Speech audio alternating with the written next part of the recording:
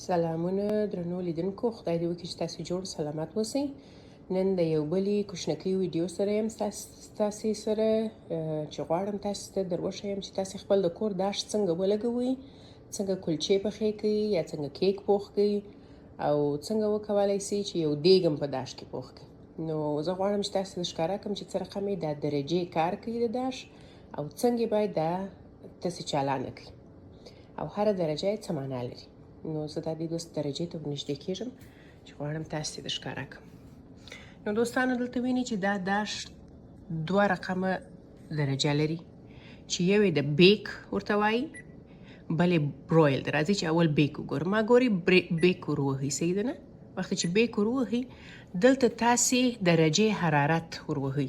تاسې غواړئ په 300 درجې حرارت کې په 300 ګرمۍ کې دا کیک پوخ کړئ، صحیح ده؟ دا چې مو ور ووهل سټارټ ور ووهئ، یعنې چالانده باید سي. دا دې چالانده سو، صحیح دی؟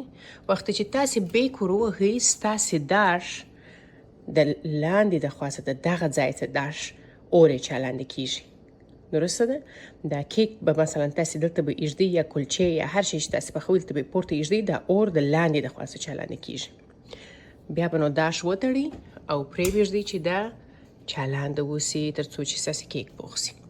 اوس به نو زه دا کلیر کړم، یعنې آف کلیر، دا بیرته مړ سو داش، صحیح ده؟ راځئ چې اوس پر دې آپشن باندې وګورو چې دا برویل څه معنا لري. وخت چې ما د برویل ور ووهئ، برویل په معنا د دې او سټارټ ور ووهم، برویل په معنا د دې چې زه اوس نو کلچې پخوم یا کیک پخوم یا هر شی چې پخوم، دلته چې مې کښېښوئ داش د لاندې د خوا څخه نه لګېږي، داش د لوړ د خوا څخه لګېږي. د لوړ د خوا ګرمي یا حرارت یې د لوړ د خوا دی.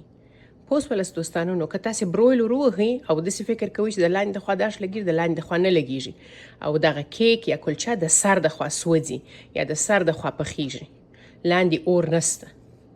نو دغه برویل په دغه معنا دی. ګورئ برویل یعنې د پورته د خوا څه درجې حرارت شروع کېږي، اور د پورته د خوا دی، بیک یعنې د لاندې د خوا څه دی. دوستانو خدای دې وکړي چې دا ویډیو ستاسې خوښه سوي. که کوم سوال لرئ بیا تاسې ماته په کامنټ کې پرېږدئ. خدای دې وکړي جوړ سلامت اوسئ. مننه.